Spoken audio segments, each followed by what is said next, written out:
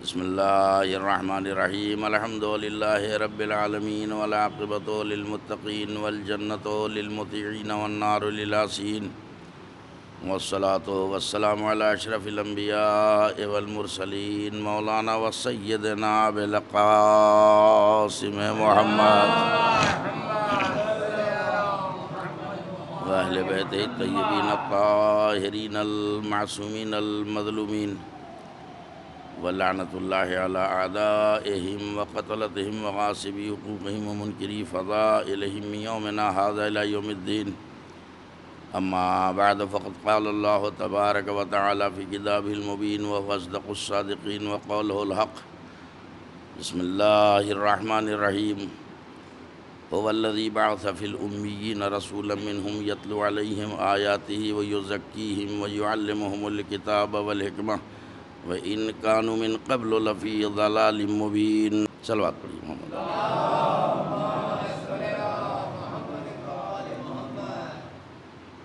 حضرات، وہ محرم آ پہنچا جس کا آپ 1 سال تک انتظار کرتے ہیں۔ اس بے قراری سے انتظار کسی تہوار کا نہیں ہوتا ہے، نہ عید کا نہ بقرعید کا، کسی تہوار کا اس بے قراری سے انتظار نہیں ہوتا ہے جس بے قراری سے ایام عزا کا آپ انتظار کرتے ہیں۔ یہ ایک عجیب جذبہ ہے، دوسرے لوگ ہمارے اس جذبہ عزا کو نہیں سمجھ سکتے، اس لیے کہ جن کی ہم عزاداری کرتے ہیں ان کا دنیا کو عرفان نہیں ہے۔ جس کا جتنا عرفان بلند ہوتا ہے اتنا ہی کربلا کے مظلوموں سے اسے محبت ہوتی ہے، اور بدقسمتی سے یہ سال جو محرم کے ایام سامنے آئے ہیں، یہ ایام بہت امتحانی ہیں، بہت سخت ہیں۔ یہ تو عزاداروں کا دل ہی جانتا ہے کہ ان کے دل پہ کیا گزر رہی ہے، کیونکہ جس آزادی سے ہم عزاداری کرتے تھے اس سال وہ آزادی نصیب نہیں ہے، پھر بھی عزاداری ہو رہی ہے۔ تو میں ابتدائے کلام میں عرض کر دوں کہ اہل بیت کی اس مصیبت میں بھی ہم اس سال شریک ہو گئے، کیونکہ عزاداری امام سجاد نے بھی کی ہے، امام محمد باقر نے بھی کی ہے، امام سعدی نے، ہر امام کے دور میں عزاداری ہوتی رہی، لیکن نہ ایسے عزا خانے تھے نہ ایسے امام باڑے تھے۔ کبھی بنو امیہ کا ظلم، کبھی بنی عباس کا ظلم، لیکن پھر بھی عزاداری ختم نہیں ہوئی۔ ایک کمرے میں ہمارے ائمہ کی یہ سیرت رہی ہے کہ کسی شاعر کو بلا لیا، شاعر اہل بیت کی بڑی اہمیت ہے، آل محمد کے، انہوں نے بلا لیا، کبھی دیوبند کو بلا لیا، کسی اور کو بلا لیا، اور کہتے تھے کہ کیا تم نے ہمارے جد کا کوئی مرثیہ لکھا ہے؟ کہاں مولا، میں نے تازہ مرثیہ لکھا۔ ایک پردہ کھینچ دیا جاتا تھا، اہل بیت کی خواتین پردے کے اندر بیٹھ جاتی تھیں، اور گھر کے جو چند افراد ہوتے تھے وہ پردے کے باہر بیٹھ جاتے تھے۔ یعنی ہمارے لیے یہ تاریخ بھی کوئی نئی تاریخ نہیں ہے، ہمارے بزرگوں نے کمروں میں بیٹھ کے عزاداری کی ہے۔ اگر احساس کریں تو میرے اس جملے کا احساس کریں، جب آپ کے دل پہ چوٹ لگے کہ ہائے ہم ویسے عزاداری نہیں کر پا رہے ہیں جیسے کرتے تھے، تو آپ کے دل کی تشفی کے لیے اتنا سوچنا کافی ہے کہ یہ تو زندگی میں پہلی مرتبہ ایسا ہوا ہے کہ محدود دائرے میں ہم عزاداری کر رہے ہیں۔ پچھلے سال یہ ماحول نہیں رہا ہوگا، تل رکھنے کی جگہ نہ ہوگی عزا خانوں میں، لیکن آج خلا نظر آ رہا ہے۔ تو جب یہ احساس ہو کہ ہائے عزاداری اتنی محدود ہو گئی، جو کھلی عزاداری ہم کرتے تھے ویسے نہیں کر پا رہے ہیں، تو اتنا سوچ کے اپنے دل کو تشفی دے لیجئے گا کہ ہمارے ساتھ تو پہلی مرتبہ یہ ایسا ہوا ہے کہ ہماری عزاداری محدود ہو گئی۔ ہمارے امام زمانہ 14 صدیوں سے اکیلے بیٹھ کے رو رہے ہیں۔ اس غم میں بھی ہم مولا کے ساتھ ہیں۔ بہرحال وقت یکساں نہیں رہتا ہے، گھبرائیے نہیں، ہماری عزاداری 2 مہینے 8 دن کی ہے انشاءاللہ۔ اگر اس عشرے میں ہمیں کھلی عزاداری نہیں کرنے دی گئی، عشر ثانی ہے، عشر ثالث ہے، عشر رابع ہے، مولا کا چہلم ہے، انشاءاللہ یہ گھٹن دور ہوگی، کرونا کا جنازہ نکلے گا اور مولا کی عزاداری اسی آب و تاب سے آج نہیں کل انشاءاللہ ہوگی۔ ایک صلوات پڑھیے، میں سلسلہ بیان کو آگے بڑھاؤں۔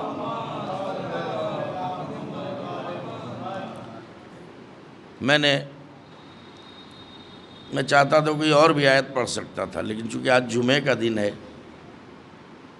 اور محرم اس سال جمعے سے شروع ہو رہا ہے، تو میں نے مناسب یہی سمجھا کہ میں سورہ جمعہ کی کسی آیت کو اس عشرے کے لیے عنوان قرار دوں اور اسی کی روشنی میں جو کچھ مجھے بیان کرنا ہے ما فی الضمیر جو بھی ہے میرا آپ کے سامنے میں پیش کروں گا۔ آپ اپنی دلچسپی کو آگے آ جائیے، آگے یہ نہ سوچیے گا کہ تھوڑے سے لوگوں میں مجلس ہو رہی ہے، نگاہ عقیدت سے دیکھیں تو تھوڑے نہیں ہیں، اتنا بڑا مجمع ہے کہ آپ گن نہیں سکتے، اس لیے کہ ہر مجلس میں 2 طرح کا مجمع آتا ہے، ایک وہ مجمع ہے جو ہمیں نظر آ رہا ہے، ایک وہ مجمع ہے جو ہے مگر نظر نہیں آ رہا ہے۔ جہاں بھی صف عزا بچھا دی، جن کی عزاداری ہے وہ بھی آتے ہیں، جو وارث عزا ہیں وہ بھی آتے ہیں، انبیاء مرسلین کی ارواح آتی ہیں، فرشتے آتے ہیں، اور چلیے ہو سکتا ہے کچھ لوگ کہیں کہ ارے اتنے سارے فرشتے کہاں آتے ہیں، لیکن میں کہوں گا کہ جو مجمع نظر آ رہا ہے اس کو کم سے کم تیگنا کر کے تو دیکھنا ہوگا، اس لیے کہ ہر عزادار فرش عزا پر اپنے کاندھوں پہ 2 فرشتے لے کے آتا ہے۔ کیا کہا میں نے؟ 2 فرشتے لے کے آتا ہے، لہٰذا یہ ہماری تشفی کے لیے بہت ہے کہ وہ بھی سن رہے ہیں۔ اب ایک جو ہے برائیاں لکھتا ہے، ایک اچھائیاں لکھتا ہے، یہ معجزہ ہے مجلس حسین کا کہ وہ جو داہنے کاندھے پر بیٹھا ہوا فرشتہ ہے اس کا تو قلم دھڑا دھڑ چلتا رہتا ہے، اور جو بائیں کاندھے پر بیٹھا ہے وہ معطل پڑا رہتا ہے، جب کوئی برائی ہو ہی نہیں رہی ہے تو لکھے گا کیا؟ کیا کہہ رہا ہوں؟ جب کوئی گناہ ہو نہیں رہا ہے تو وہ لکھے گا کیا؟ اور جو داہنے کاندھے والا ہے دھڑا دھڑ لکھ رہا ہے، اس نے واہ واہ کی، اس نے سبحان اللہ کہا، چونکہ قرآن میں آیت ہے جس کا مطلب یہ ہے کہ ایک لفظ بھی ایسا نہیں جو تم منہ سے نکالتے نہ ہو اور کرام الکاتبین اسے لکھتے نہ ہوں۔ تو آپ نے سبحان اللہ کہا، لکھ لیا گیا، آپ نے واہ واہ کہہ دی، مولا کے فضائل سن کے انہوں نے لکھ لیا۔ تو آپ دیکھیں کہ اس فرش کے اوپر دائنے کاندھے والا جو ہے اس کا قلم چلتا رہتا ہے، یہ جو بائیں کاندھے بیٹھے ہیں معطل بیکار پڑے ہوئے ہیں۔ کیوں؟ وجہ یہ ہے کہ ان کا کام ہے نیکیاں لکھنا، ان کا کام ہے برائیاں لکھنا، سن بھی رہے ہیں دونوں۔ عقیدہ مضبوط رکھیے، ہر انسان کے کاندھے پر 2 فرشتے ہیں، اچھائیاں لکھنے والا، برائیاں لکھنے والا۔ تو اب یہ برائیاں لکھنے والا بیکار پڑا ہوا ہے۔ کیوں بیکار پڑا ہوا ہے؟ اس لیے کہ برائی ہو تو لکھے۔ تو آپ کہیں گے برائی ہو تو لکھے، تو میں کہوں گا ہاں، فرش عزا پہ آنے کے بعد برائی تو تصور میں بھی نہیں ہوتی۔ سننے کی طرح سنیے تو میں سناؤں گا، میں سنانے میں کنجوسی نہیں کروں گا، کیونکہ برائی کون کراتا ہے؟ برائی کراتا ہے شیطان، وسوسے، نفس کو بہکانا، گمراہ کرنا، صحیح راہ سے غلط راہ کی طرف لے جانا، شیطان کرتا ہے نا۔ اللہ رے روب و دبدبہ مجلس حسین، شیطان کہیں بھی چلا جائے مجلس حسین میں نہیں آتا ہے۔ صلوات پڑھیں محمد و آل محمد پر۔ جرت نہیں جو وہ قدم رکھ دے۔ اب میں نے بات کہہ دی، آپ نہ لے پائیں تو اب آپ کی ذمہ داری ہے۔ مجلس میں کون نہیں آتا؟ شیطان نہیں آتا ہے، لیکن جو بندہ رحمان ہوتے ہیں وہ آتے ہیں۔ تو آیت میں نے جو پڑھی ہے، مجھے ٹائم بتا دیجئے کتنی دیر مجھے پڑھنا ہے، اس لیے کہ میں بدنام ہوں دیر تک پڑھنے میں۔ 45 منٹ، 40 منٹ، 50 منٹ جو آپ ٹائم دیں گے اسی پہ ممبر چھوڑ دوں گا، میں اسی حساب سے بیان لے کے چلوں گا۔ مجھے 10 دنوں تک بولنا ہے، اور ایک ٹاپک ہے، ابھی بتایا نہیں میں نے ٹاپک کس ٹاپک پہ بولنا ہے۔ تو اسی پہ مجھے بولنا ہے، اور انشاءاللہ سلسلے سے بیان آگے بڑھے گا، جلدی نہ کیجیے گا، میرا اپنا طریقہ ہے بولنے کا، اور انشاءاللہ کوئی بھی بات قرآن سے ہٹ کے نہیں ہوگی۔ میرا مزاج ہے، جو سنتے رہتے ہیں مجھے، آپ کے آیا گیا ہوں، میں کوئی نیا نہیں آیا ہوں، سب جانتے ہیں کہ میں قرآن کے حوالے سے باتیں کرتا ہوں، اور انشاءاللہ قرآن کے حوالے سے ہی بات پیش کی جائے گی۔ گھنٹے بھر کے اندر مجلس ختم ہونی چاہیے، 2-4 منٹ اوپر نیچے ہو جائے تو کوئی حرج تو نہیں، چلیے کوئی بات نہیں۔ اب میں آیت کا ترجمہ کرتا ہوں، چونکہ آج جمعے کا دن ہے، لہذا مناسب یہی سمجھا میں نے کہ سورہ جمعہ کی ہی کسی آیت کو عنوان بنایا جائے۔ حالانکہ عنوان جو ہے، یعنی یہ تو آیت ہے، اس کی روشنی میں بولنا ہے، عنوان جو میں نے منتخب کیا ہے اس عشرہ مقدس کے لیے وہ ہے منصب اور منصبدار الہی۔ یہ ذہن میں محفوظ رکھیے، منصب اور منصبدار الہی۔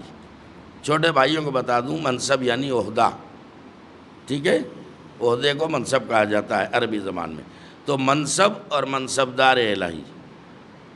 اب منصبدار کا ترجمہ کرنے کی ضرورت نہیں ہے، منصب یعنی عہدہ، منصبدار یعنی عہدے دار، ادھر سے جو عہدے دار، ادھر والوں کی بات نہیں کرنی مجھے، اور مجھے بہت کچھ کہنا ہے، میں کرنٹ موضوع ابھی انشاءاللہ بولوں گا، اس لیے کہ جب محرم آتا ہے کچھ ملا مولوی برساتی مینڈک کی طرح ٹرٹرانا شروع کر دیتے ہیں،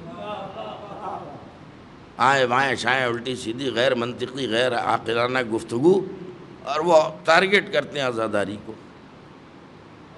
ابھی سنا ہوگا کہ ملا نے کہا کہ ہم محرم کا جلوس نکلنے نہیں دیں گے۔ ارے بھائی جلوس روک رہا ہے کرونا، نام کرنا چاہتے ہو تم اپنا، کیا کہہ رہے ہیں، دکھانا چاہ رہے ہیں کہ ہم بڑے لوگ ہیں، ہم چاہے جلوس روک دیں۔ کرونا کی وجہ سے تھوڑا جلوس پہ فرق پڑا ہے، تمہاری اوقات بھی ساتھ کیا ہے، تمہارے دادا لکڑ دادا تو روک نہ سکے، بنو عباس مر گئے، بنو امیہ ختم ہو گئے، عزاداری نہ روکی۔ عزاداری جو ہے اس لیے کہ یہ عزاداری لاوارث نہیں ہے، اس کا کوئی محافظ ہے، صلوات پڑھیں محمد عالم، عزاداری کا کوئی محافظ ہے، آپ کیسے عزاداری روک دیں گے؟ تو اب آئیے میں اصل بیان شروع کروں، تمہید میں زیادہ ٹائم نہ لوں۔ سورہ جمعہ کی دوسری آیت کی تلاوت کا شرف حاصل کیا میں نے، جس میں اللہ ارشاد فرما رہا ہے کہ هو الذی بعث فی الامیین رسولا منہم یتلو علیہم آیاتہ ویزکیہم ویعلمہم الکتاب والحکمہ وَإِنْ كَانُوا مِنْ قَبْلُ لَفِي ضَلَالٍ مُبِينٍ۔ لفظی طور پر بھی تجزیہ کروں گا میں۔ اب دیکھیے کس ڈیٹ میں کہاں تک میری بات پہنچتی ہے، کس تاریخ میں کیا کہا اللہ نے، سمجھیے۔ جو اللہ کے منصب کو نہیں سمجھ سکتا، منصبدار کو کیا سمجھے گا؟ اس لیے منصبدار کو بعد میں سمجھنا، پہلے اللہ کے منصب کو سمجھو۔ اللہ کیا کہہ رہا ہے؟ اللہ ارشاد فرماتا ہے هو الذی، وہی تو وہ ہے، یہ لفظی ترجمہ، یعنی اللہ وہی تو وہ ہے جس نے جاہل ان پڑھ اور بدو عربوں میں ایک کو رسول بنا کر بھیجا، جس کے 3 کام ہیں۔ وہ آنے والا رسول کیا کرتا ہے؟ آیتوں کی تلاوت کرتا ہے، نفسوں کو پاک کرتا ہے، اور کتاب و حکمت کی تعلیم دیتا ہے۔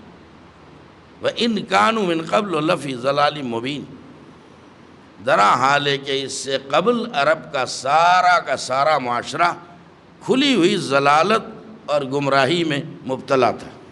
جتنے آرام سے سنیں گے اتنے آرام سے سناؤں گا میں، غور کریں آپ۔ یہ آیت کا ترجمہ ہو گیا۔ اب آپ بتائیے، منصب کی بات ہے نا، حالانکہ میں شروع کروں گا نبوت سے، پھر رسالت پر، پھر امامت پر، پھر ولایت پر، ایسے آؤں گا، پہلے ہی دن بتا دوں میں آپ کو۔ لیکن آپ یہ دیکھیے کہ یہ منصب الہی ہے، جسے کبھی نبوت کہا جاتا ہے، کبھی رسالت کہا جاتا ہے، کبھی امامت کہا جاتا ہے، اور کبھی ولایت کہا جاتا ہے۔ ہماری علمی باتیں ہوں گی بھائی، وہ چوا چکے والی مجلس اس سے نہیں آتی، لفاظی اور یہ سب وہ میرے الفاظ ہوں گے اگر لفاظی کروں، اور جو میں بول رہا ہوں یہ اللہ رسول کے انشاءاللہ الفاظ ہوں گے۔ سنیے گا اللہ نے کیا کہا، هو الذی بعث فی الامیین رسولا منہم، اللہ نے جاہل، ان پڑھ اور بدو عربوں میں ایک کو رسول بنا کر بھیجا جو آیتوں کی تلاوت کرتا ہے، نفسوں کو پاک کرتا ہے اور کتاب و حکمت کی تعلیم دیتا ہے۔ کس نے بھیجا رسول بنا کر؟ آیت تو پڑھ دی میں نے، اپنی طرف سے کوئی بات نہیں کہوں گا میں، لفظوں پر غور کریں، نتیجہ خود لیں۔ هو الذی بعث، یہ جواب ہے ان کج فکر اور بدعقیدہ لوگوں کا جو یہ کہتے ہیں کہ حضور کو 40 سال بعد رسالت ملی، یعنی 40 سال تک رسول منصب رسالت کے اہل نہیں تھے، کیا اس بوجھ کو اٹھا نہیں سکتے تھے؟ یہ 40 سال بعد رسالت ملی۔ میں اور ہلکا کر دوں، رسول 40 سال کے بعد رسول بنائے گئے، یہی تو ترجمہ ہوا نا۔ 40 سال بعد رسالت ملی کا مطلب 40 سال بعد آپ رسول بنے، رکے رہیے گا یہیں۔ میں کہوں گا ٹھیک ہے، یہ بتاؤ کہ حضرت عیسیٰ کے سال بعد نبی بنے؟ سو رہے ہیں آپ؟ جناب عیسیٰ کتنے سال بعد نبی بنے؟ تو تم کیا سناؤ گے؟ قرآن خود بتا دے گا۔ جس وقت جناب عیسیٰ کی ولادت ہوئی، یہ بنی اسرائیل کی شریر قوم، شرپسند قوم، انہوں نے عصمت مریم پہ اٹیک کرنا شروع کیا اور انگشت نمائی شروع ہو گئی۔ ارے ان کی گود میں بچہ کہاں سے آ گیا؟ شادی نہ بیاہ، ان کی گود میں بچہ کہاں سے آ گیا؟ دیکھیے، ہر شخص دوسرے کو اپنے نفس پہ قیاس کرتا ہے، اپنا جیسا سمجھتا ہے، جیسے خود کا کردار ہوگا ویسے وہ مقدسہ بی بی، معصومہ بی بی، ان کے لیے ایسا تصور۔ تو اب ان کا پلان ہوا کہ چلو مریم کے پاس چلتے ہیں، پوچھتے ہیں یہ بچہ کہاں سے آیا۔ اللہ تو عالم الغیب ہے، اس نے جناب مریم کو حکم دیا کہ مریم خاموشی کا روزہ رکھ لو، آج تمہیں بولنا نہیں ہے۔ اے مریم، بولنا نہیں، خاموشی کا روزہ رکھ لو، چپ رہنا۔ اور حالات کیا آنے والے ہیں؟ حالات ایسے آنے والے ہیں کہ کتنا بڑا صابر کیوں نہ ہو، اگر اس کے کردار پہ کوئی اٹیک کرے گا تو اس کا پیمانہ صبر لبریز ہو جائے گا اور وہ بولنے پر مجبور ہو جائے گا۔ لیکن اللہ نے کہا مریم، اہل شرارت آ رہے، انگشت نمائی کریں گے، تم پہ اعتراض کریں گے، تم بولنا نہیں، چپ رہنا۔ تب اب بولنے پہ پابندی تھی نا، اشارے پہ تھوڑی تھی۔ کیا کہا میں نے؟ اشارے پہ پابندی نہیں تھی، بولنے پہ پابندی تھی۔ وہاں آنے کے بعد انہوں نے بڑے تنطراق کے ساتھ کہنا شروع کیا، اے مریم، نہ تیرا باپ ایسا، نہ تیری ماں ایسی، تیری گود میں بچہ کہاں سے آیا؟ قرآن کہتا ہے فاشارت الیہ، مریم نے اسی بچے کی طرف اشارہ کر دیا۔ وہ گہوارے میں جھول رہے تھے جناب عیسیٰ، کچھ کہا نہیں چونکہ بولنے کی اجازت نہیں ہے۔ فاشارت الیہ، آپ نے اشارہ کر دیا اس بچے کی طرف۔ اب انہوں نے اپنی مجبوری ظاہر کی، کمال کر دیا بچے سے۔ کیا پوچھیں ہم؟ کیف نکلم من کان فی المہد صبیا، ارے اس بچے سے ہم کیسے بات کریں جو ابھی گہوارے کے اندر پڑا ہے؟ گہوارے سے آئی، تم نے آواز آئی کہ تم بات نہیں کر سکتے، میں کر سکتا ہوں، انی عبداللہ آتانی الکتاب وجعلنی نبیا۔ سنو، میری ماں پہ اٹیک کر رہے ہو، تم عصمت پہ حملہ کر رہے ہو، میں اللہ کا بندہ ہوں، اللہ نے مجھے کتاب عطا کی ہے، وجعلنی نبیا، اور مجھے رسول بنا کے بھیجا ہے۔ بے کیسا انصاف ہے! عیسیٰ کو تو منصب نبوت گہوارے میں مل گیا اور فخر عیسیٰ کو 40 سال بعد ملا۔ بس صلوات پڑھیں محمد آل محمد پر۔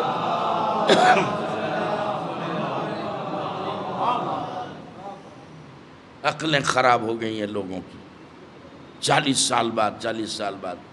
اب یہ تو ایک آیت سے میں نے استفادہ کر لیا، کہیں تو سکوت ٹوٹے گا آپ کا انشاءاللہ۔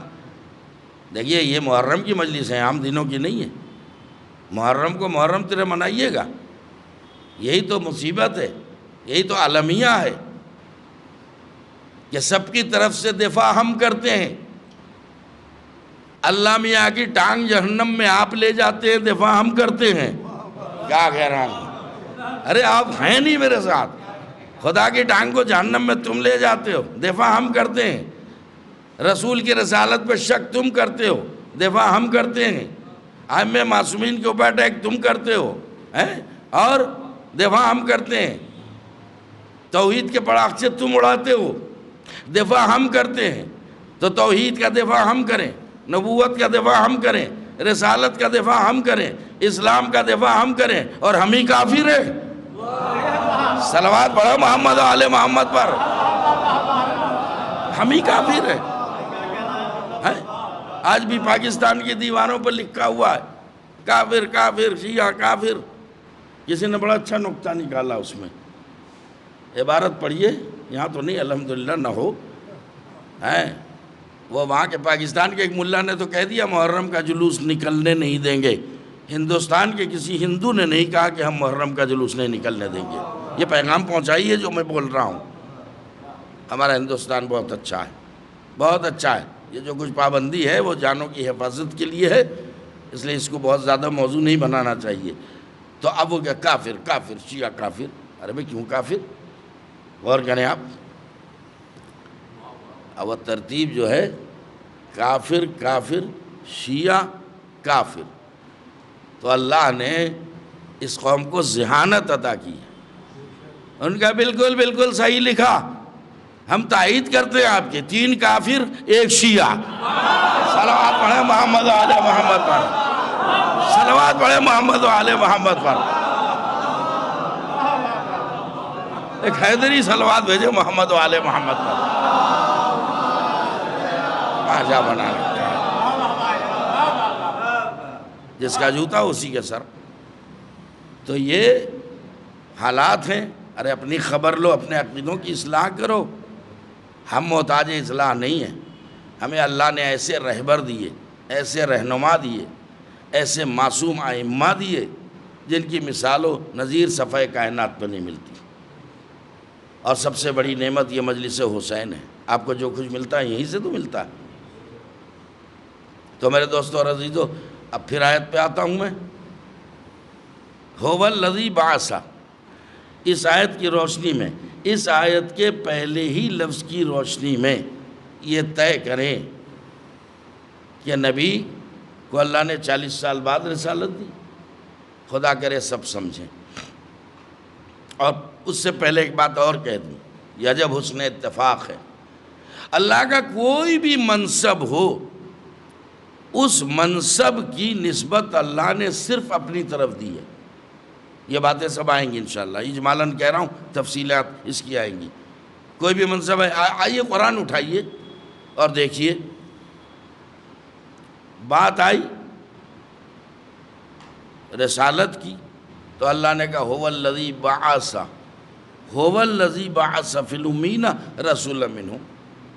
وہی تو وہ ہے جس نے جاہل بدو ان پڑھ عربوں میں ایک کو رسول بنا کر بھیجا۔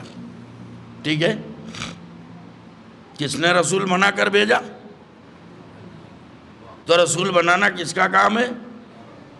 بولتے جاؤ، اللہ کا کام ہے۔ اب آ جائیے، امامت کی بات آئی تو اللہ نے کیا کہا؟ انی جاعلک للناس اماما۔ ابراہیم میں تمہیں، میں انی، اس کا ترجمہ اردو میں کر دوں، انا بھی کہہ سکتا تھا اللہ، انا جاعل فی الارض خلیفہ، میں روئے زمین پر خلیفہ بنانے والا ہوں۔ انا نہیں کہا، انی کہا، کلام پہ زور دے کے کہا انی۔ اور یہ انی پہلی بار نہیں کہا، اس کے اوپر چلیے، جب آدم کو اللہ نے خلیفہ بنایا تھا تو کیا کہا تھا؟ انی جاعل فی الارض خلیفہ، وہاں بھی انی۔ انی کو سمجھیں، کلام پر زور دے رہا اللہ۔ اس کا اردو میں اس سے اچھا ترجمہ نہیں ہوگا کہ میں ہی روئے زمین پہ خلیفہ بنانے والا ہوں۔ اے ابراہیم، میں ہی تمہیں لوگوں کا امام بنانے والا ہوں۔ تو اللہ نے فیصلہ تو کر دیا، یہ منصب الہی ہے، منصب الہی ہے۔ نبی رسول امام بنانے کا حق، خلیفہ بنانے کا حق صرف مجھ کو ہے، یہ تمہارے اختیار میں نہیں کہ جسے چاہو خلیفہ بنا لو، امام بنا لو، نبی بنا لو۔ ایسا لگ رہا کہ میں ممبر پہ ہذیان بک رہا ہوں، میں قرآن پڑھ رہا ہوں آپ کے سامنے، ایک انچ انشاءاللہ ہٹ کے بات نہیں کروں گا قرآن سے، ورنہ اگلے دن بستر باندھ دیجیے گا میرا۔ سوچیں تو صحیح۔ اور یہی ہے ان مجلسوں کا فائدہ، یہ نعمتیں، یہ تبرک انہی کو ملتے ہیں جو خوش نصیب ہوتے ہیں، جنہیں یہاں تک آنے کی توفیق ہوتی ہے۔ میں اکثر اپنی مجلسوں میں کہہ دیتا ہوں کہ ہر مجلس میں دو طرح کے تبرک بٹتے ہیں، ایک تو گیٹ پہ بٹتا ہے، ایک یہاں فرش پہ بٹتا ہے، اور وہ گیٹ والا تو کوئی بھی لے جاتا ہے، گیٹ والا تبرک کوئی بھی لے جاتا ہے، لیکن جو تبرک یہاں بٹتا ہے یہ سب کو نہیں ملتا۔ یہ کچھ عالی ظرف لوگ ہوتے ہیں جو بقدر ظرف اس تبرک کو سمیٹ کے لے جاتے ہیں۔ تو اب اتنی تمہید کیوں بنا رہا ہوں؟ اس لیے کہ آمادگی نہیں دیکھ رہا ہوں، جس وقت آمادگی آئے گئی ادھر سے جملہ دے دوں گا میں، ورنہ اسی میں بھی الجھائے رہوں گا۔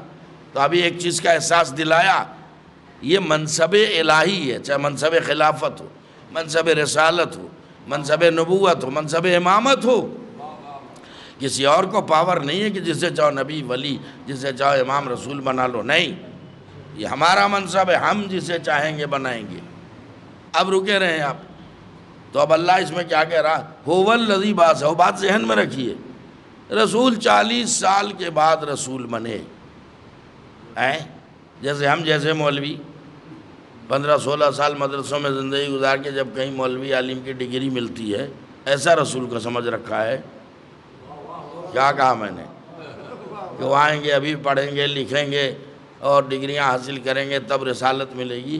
ارے اللہ سورہ جمعہ کی دوسری آیت میں کیا کہہ رہا ہے؟ اور میں جو جملہ دے رہا ہوں جب تک آپ نہیں بولیں گے اسی کو ریپیٹ کرتا رہوں گا۔ هو الذی بعث فی الامیین رسولا منہم، جاہل عربوں میں ہم نے ایک کو رسول بنا کر بھیجا، ہم نے ایک کو رسول بنا کر بھیجا۔ چپ رہے آپ، میں بولتا رہوں گا۔ ہم نے ایک کو رسول بنا کر بھیجا، لہجہ بتا رہا ہے کہ بنا کر بھیجا ہے، بھیج کر نہیں بنایا ہے۔ صلوات پڑھے محمد و آل محمد پر۔ بنا کر بھیجا، بنایا پہلے، بھیجا بعد میں ہے۔ ایک صلوات بھیجے محمد و آل محمد۔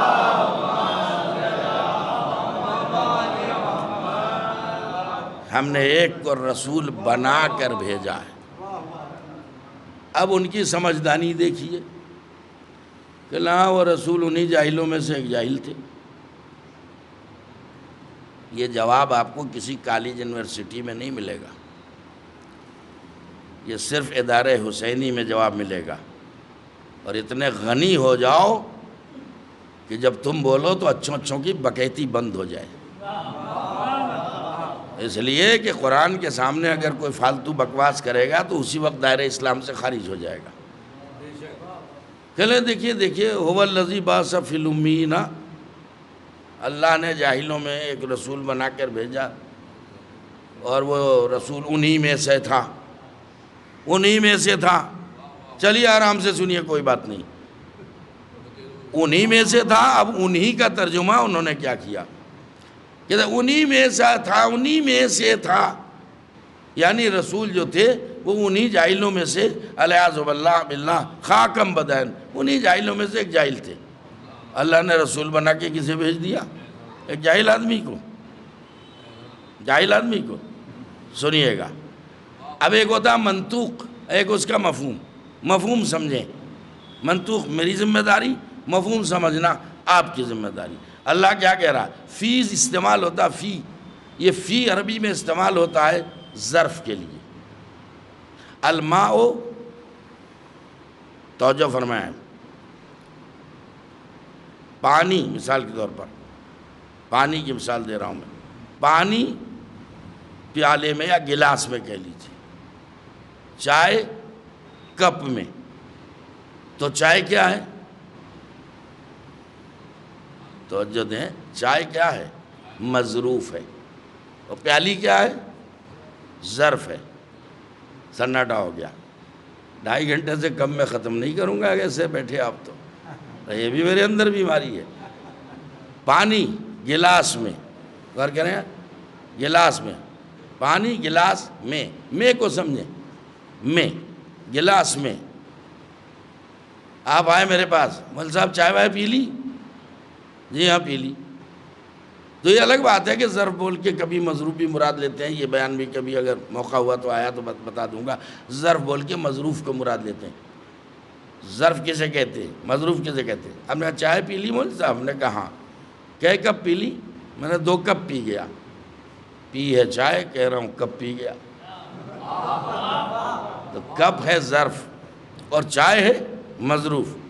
اسی طرح بریانی، ارے بھائی آپ نے بریانی کھائی؟ کہاں؟ کئی پلیٹیں کھا گئے؟ 2-3 پلیٹیں کھا گیا. پلیٹ کون کھاتا ہے؟ آپ غور کریں. مگر یہ زبان کا مزاج ہے کہ کبھی کبھی میں اس کا ثبوت قرآن سے بھی دوں گا، یہ لہجہ قرآن میں بھی ہے، لیکن اس کا ابھی موقع نہیں ہے. تو اب آپ دیکھیں، بچے بھی سمجھیں گے. پانی گلاس میں، اللہ نے کیا کہا؟ ہم نے جاہل عربوں میں ایک کو رسول بنا کر بھیجا. میں مثال دے رہا ہوں، چھوٹی چھوٹی مثال سے بڑے بڑے مسئلے حل ہوتے ہیں. پانی گلاس میں، چائے کپ میں، بریانی پلیٹ میں. کیا کہہ رہا ہوں؟ مجلس امام باڑے میں. کیا کہا میں نے؟ غور کریں آپ. اس کا مطلب یہ ہے کہ چائے اور ہے، کپ اور ہے، پانی اور ہے، گلاس اور ہے. کہنا انہی جاہلوں میں سے تھا، سنیے گا. چائے اور ہے، کپ اور ہے، پانی اور ہے، گلاس اور ہے، مجلس کا مجمع اور ہے، امام باڑہ اور ہے. یعنی جو میں ہے وہ اور ہے، اور جس میں ہے وہ اور ہے. اللہ نے کہا ہم نے جاہلوں میں ایک کو رسول بنا کے بھیجا. رسول اور ہے، وہ جاہل اور ہے. صلوات پڑھے محمد و آل محمد پر. معاشرہ جو عرب کا تھا وہ اور ہے، اور اس معاشرے میں جسے رسول بنا کے بھیجا گیا وہ اور ہے. ابھی شاید سے ہٹوں گا نہیں، جبکہ آج تمیری مجلس ہے، اور میدان چھوڑ کے ہٹنے والوں کا دامن بھی نہیں تھاما ہم نے. صلوات پڑھیں محمد آل محمد پر. تھوڑا سا آپ کا مائک میری آواز کھینچ رہا ہے، مجھے تنگ کر رہا ہے. پہلے دن ایسا کر دیا تو کیسے ہوگا؟ مائک وائک فٹ رکھا کرو، اسے مدد ملتی ہے. صحیح کام نہیں کر رہا، یہ زبردستی کر رہا ہوں میں. بہرحال چلیے، ابھی جواب دینا باقی ہے. ان سے پوچھئے کہ آپ کو رسول جاہل کیوں نظر آنے لگے؟ اب میں آپ سے کیا کیا عرض کروں؟ گھڑی دیکھ لوں پھر بولوں، نہیں لمبا ٹائم نہ ہو جائے. میں ایک جگہ، آپ یہ نہ سمجھے خالی مجلس پڑھتا ہوں، اتمام حجت کے لیے. جب جناب فاطمہ دشمن کے دربار میں جا سکتی ہیں تو ہم اپنے مخالفین کے جلسہ سیرت میں کیوں نہیں جا سکتے؟ کیا کہہ رہا ہوں؟ بلایا جاتا ہے، گئے. ایک جگہ ہے غازی آباد میں، لونی، نام سنا ہوگا لونی. کسی کو توفیق ہو گئے معراج پہ کوئی، ہم نے محفل کہیں اپنوں میں ہی پڑھی تھی، وہ شریک تھے وہ لوگ، انہیں بیان پسند آیا. بہت بڑے پیمانے پر، بہت بڑے پیمانے پر. دیکھیے ہزاروں کا بھی مجمع ہو، وہ ایک علی کا چاہنے والا پہنچ جائے، منٹوں میں پاؤں اکھاڑ کے پھینک دیتا ہے. یہ اپنی تعریف نہیں ہے، یہ ان کی غلامی کی عطا ہے. میں گیا اور جب بیٹھا، نظامت بڑی اچھی ہوئی. نظامت کرنے والے انہی میں سے تھے، لیکن اچھی اردو تھی.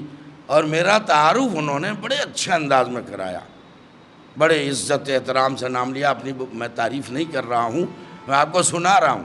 شاید انہیں دھوکہ ہو گیا تھا، اس لیے کہ میرا نام ہے شمشاد احمد، اس میں رضوی بھی لگا ہوا ہے. ارے کہاں چلے گئے؟ وہ کچھ اور ہی سمجھے شاید مجھے. شمشاد احمد بھی احمد اور پھر رضوی، تو یہی سمجھے ہوں گے کہ شاید بہت تعریف کے بلندے.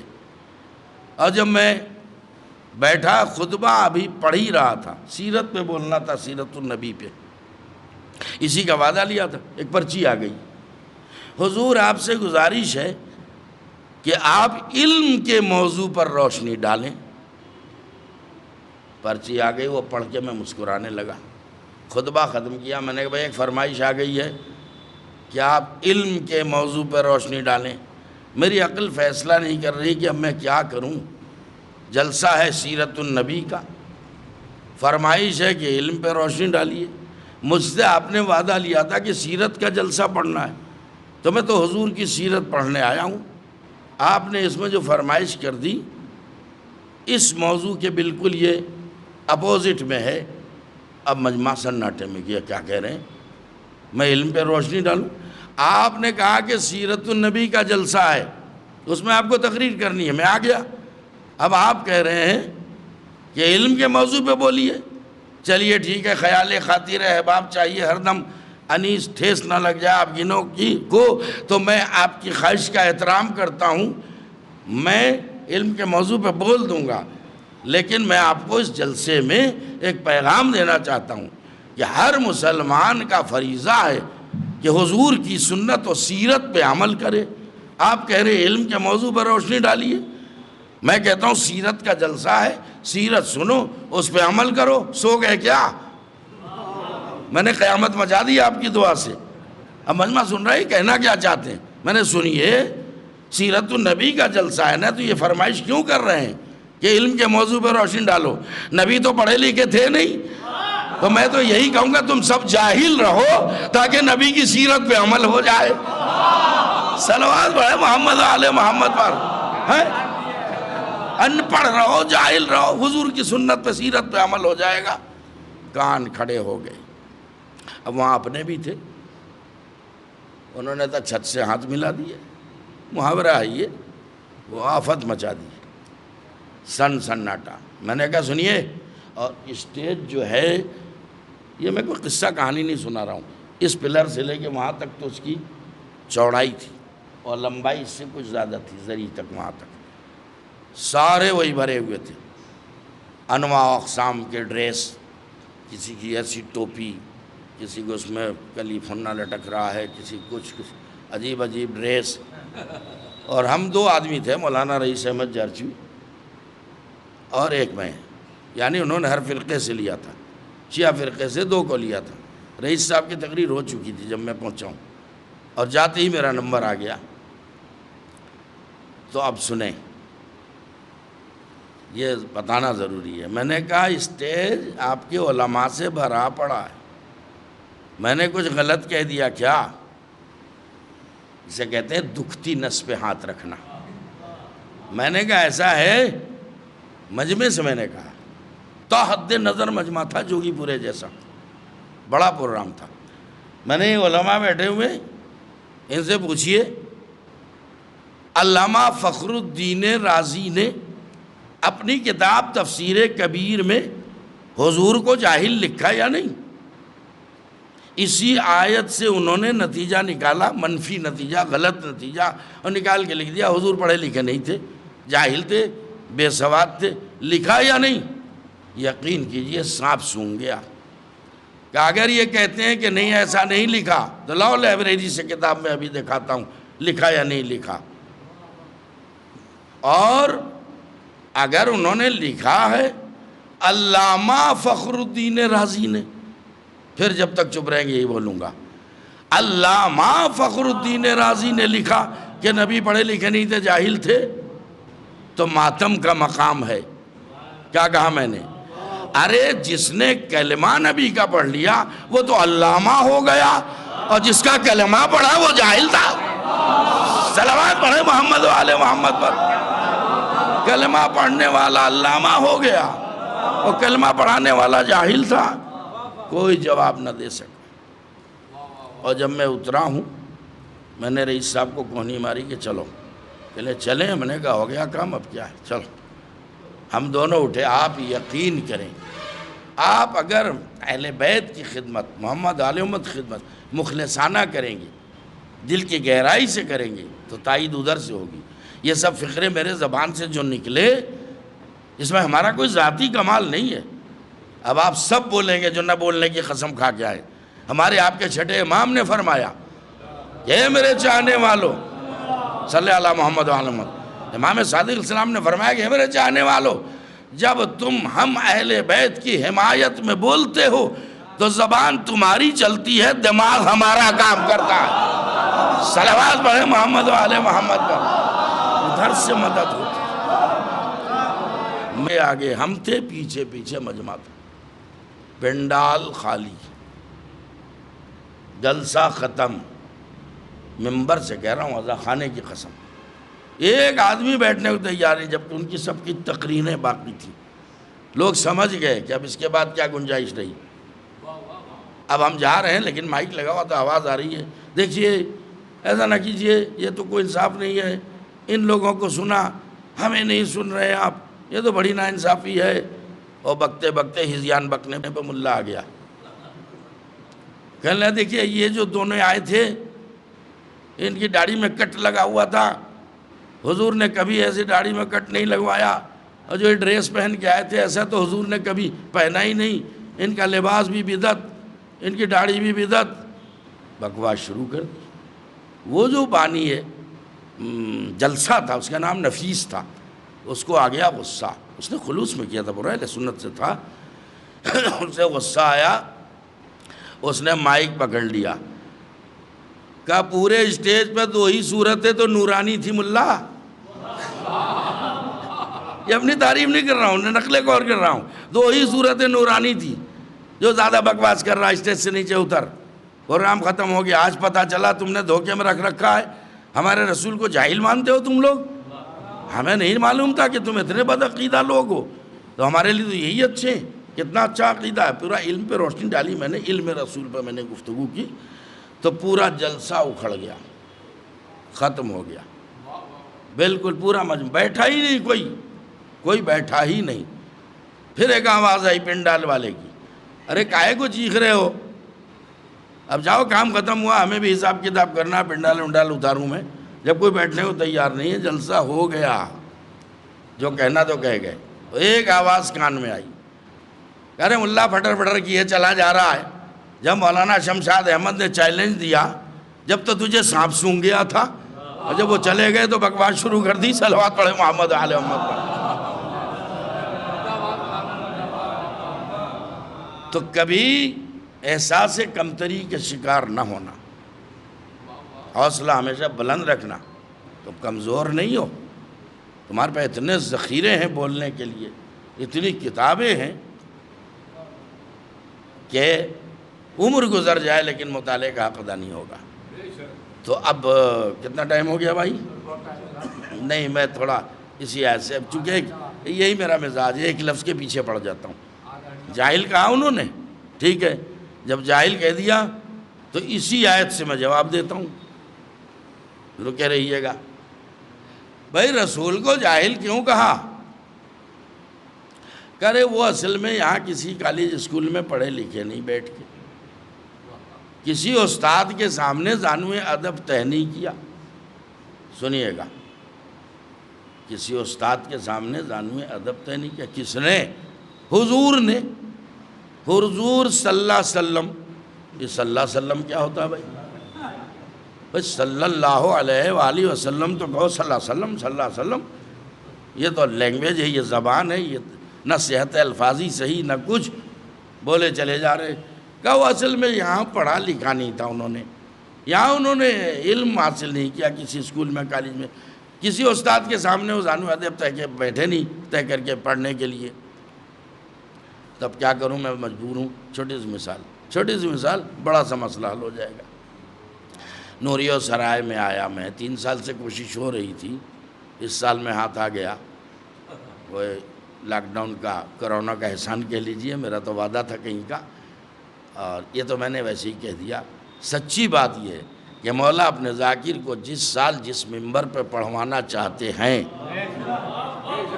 اسی ممبر پہ وہ ذاکر پڑھے گا، یہ میرا ماننا ہے، یہ عقیدہ ہے۔ تو اس سال مولا نے یہ ممبر مجھے دیا اور میں آپ کے سامنے حاضر ہو گیا ہوں، لیکن میں آپ کا وقت ضائع نہیں کروں گا۔ کہ وہ اس لیے بے سواد تھے کہ وہ تو پڑھے لکھے نہیں تھے۔ تو پہلا سوال میرا یہ ہے کہ رسول کو کیا مانتے ہو، افضل یا مفضول؟ بولیں نا، افضل، افضل الانبیاء بھی ہیں، افضل المرسلین بھی ہیں، افضل کائنات بھی ہیں، ٹھیک ہے۔ اب آپ کریں کسی استاد کے سامنے کتاب لے کے بیٹھے نہیں پڑھنے، چلو اگر بیٹھ جاتے تو پھر افضل کون ہوتا؟ پڑھانے والا یا پڑھنے والا؟ کیا کہہ رہا ہوں میں؟ اب تو استاد افضل ہو جاتا نا، تو کس کے سامنے بٹھانا چاہتے ہو پڑھنے کے لیے؟ کہلے ہاں لیکن وہ پڑھا نہیں کچھ کہیں اسکول، ان کو پڑھتے لکھتے کہیں دیکھا نہیں گیا۔ اب پھر قرآن کی آیت پڑھ دوں کیا؟ قرآن میں ہے یہ کہ ما کنت تتلو من قبلہ من کتاب ولا تخطہ بیمینک، اے میرے حبیب آپ نے نزول قرآن سے پہلے نہ کچھ پڑھا نہ کچھ لکھا۔ سناٹا ہو گیا کہ ابھی تو اعتراض کر رہے تھے، ان کی تائید کر رہے ہیں۔ تائید نہیں کر رہا ہوں، قرآن بارہا کہتا ہوں افلا تتفکرون، تم قرآن میں فکر کیوں نہیں کرتے؟ افلا تتدبرون، تم قرآن میں تدبر کیوں نہیں کرتے؟ افلا تعقلون، تم قرآن میں عقل سے کام کیوں نہیں لیتے؟ قرآن رٹنے کے لیے نہیں آیا ہے، قرآن سمجھنے کے لیے آیا ہے۔ یا قرآن کو سمجھو۔ اب پھر آیت پڑھتا ہوں میں، ما کنت تتلو من قبلہ من کتاب، میرے حبیب نزول قرآن سے پہلے آپ نہ کچھ پڑھتے تھے نہ لکھتے تھے، ٹھیک ہے؟ تو اب اس کا سبب بھی بیان ہو رہا آگے۔ نہ آپ نے کبھی کچھ پڑھا نہ کبھی اپنے ہاتھ سے کچھ لکھا، ولا تخطہ بیمینک، اپنے ہاتھ سے آپ نے نہ لکھا اور نہ زبان سے پڑھا۔ کیوں نہیں پڑھا، کیوں نہیں لکھا؟ اس کا جواب بھی دیا اللہ نے اسی آیت میں، اذا لارتاب المبتلون، تاکہ یہ کفار و مشرکین کہیں شک میں مبتلا نہ ہو جائیں۔ نہیں سمجھے؟ اللہ بتانا چاہ رہا ہے نہ آپ نے کبھی کچھ پڑھا اور نہ کبھی کچھ لکھا، تب تو انہوں نے کہہ دیا کہ یہ قرآن اللہ کی کتاب نہیں ہے، یہ تو ان کی ذہنی کاوش کا نتیجہ ہے، کتاب لکھی ہے کہہ دیا اللہ کی کتاب ہے۔ تو اگر آپ کچھ پڑھ لیتے اور کچھ لکھ لیتے تو ان کا شک یقین میں بدل جاتا کہ بھئی یہ کتاب اللہ کی نہیں، انہی کی لکھی ہوئی ہے۔ تو بھائی کچھ نہ پڑھنا اور ہے اور نہ پڑھ سکنا اور ہے، کچھ نہ لکھنا اور ہے نہ لکھ سکنا اور ہے۔ کیا کہہ رہا ہوں میں؟ میرا اپنا طریقہ ہے سمجھانے کا، میں چاہتا ہوں بچے سمجھیں، میرے چھوٹے بھائی سمجھیں۔ آپ نے ابھی میں آیا ہوں، اتنی دیر سے آیا ہوں، مجھے کچھ پڑھتے دیکھا؟ کیا مطلب میں جاہل ہوں؟ آپ نے مجھے لکھتے ہوئے دیکھا؟ کیا مجھے لکھنا نہیں آتا ہے؟ کیا کہہ رہا ہوں میں؟ تو نہیں پڑھا میں نے وہ الگ چیز ہے، لیکن نہیں پڑھ سکتا یہ دعویٰ کیسے کریں گے آپ؟ نہیں لکھا یہاں آنے کے بعد کچھ وہ الگ بات ہے، لیکن نہیں لکھ سکتا، میری سکت کو آپ چیلنج دے سکتے ہیں کیا؟ بولے نا سکتا، اور یہ سکتا اس لیے نہیں بولا کہ مجمع کو سکتا ہو جائے۔ صلوات پڑھیں محمد و آل محمد پر۔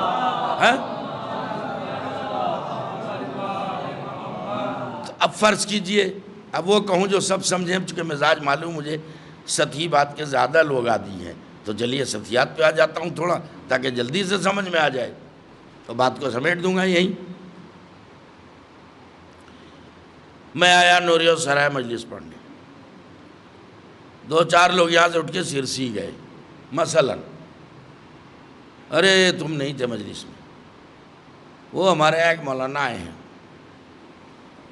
وہ رہنے والے گوپال پور کے ہیں، ڈسٹرکٹ سیوان صوبہ بہار کے ہیں، وہاں سے آئے ہیں، اور یہ کیا مجلس پڑھ دی، حالانکہ ایسی نہیں پڑھ رہا ہوں ابھی میں، اور مثال دے رہا ہوں، اوہ کیا مجلس پڑھ دی، کیا مجلس، ارے افسوس تم نہ ہوئے، کبھی ہمیں بھی افسوس ہے، کاش ہم بھی جاتے، ہم بھی سن لیتے، بھائی سعادت سے محروم رہ گئے۔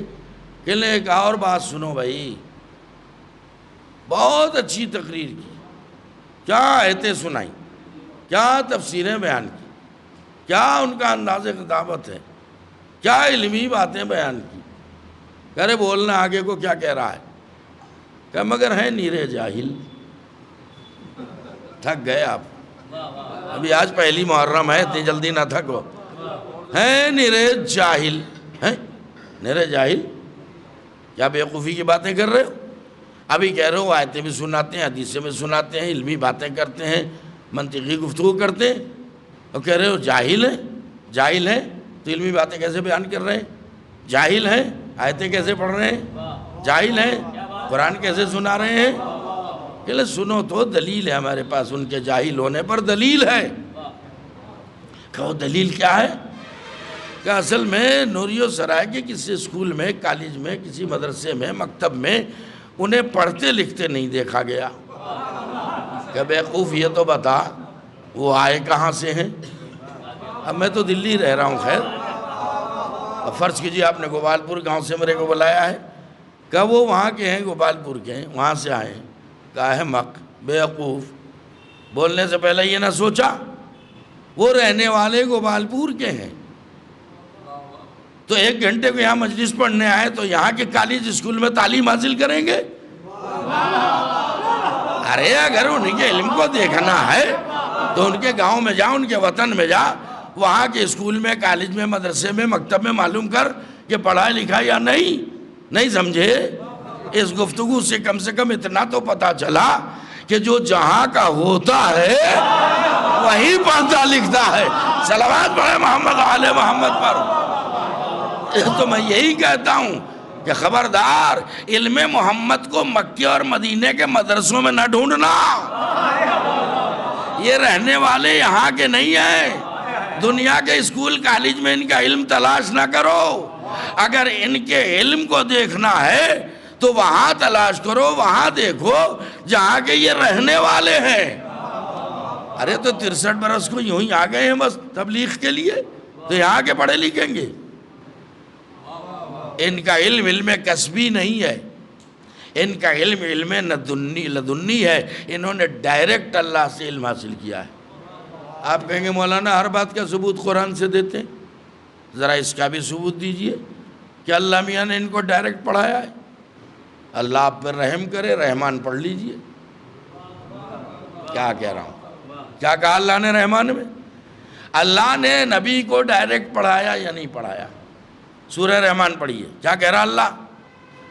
الرحمن علم القرآن خلق الانسان علمہ البیان۔ کیسا سناٹا ہے، ایسی توقع آپ سے نہ تھی۔ ارے یہ تو آپ کو زبانی یاد ہے نا، سب ترجمہ بھی یاد ہے انشاءاللہ۔ الرحمن، بتاؤ رحمان کس کا نام ہے؟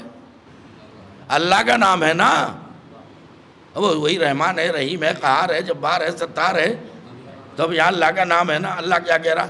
الرحمن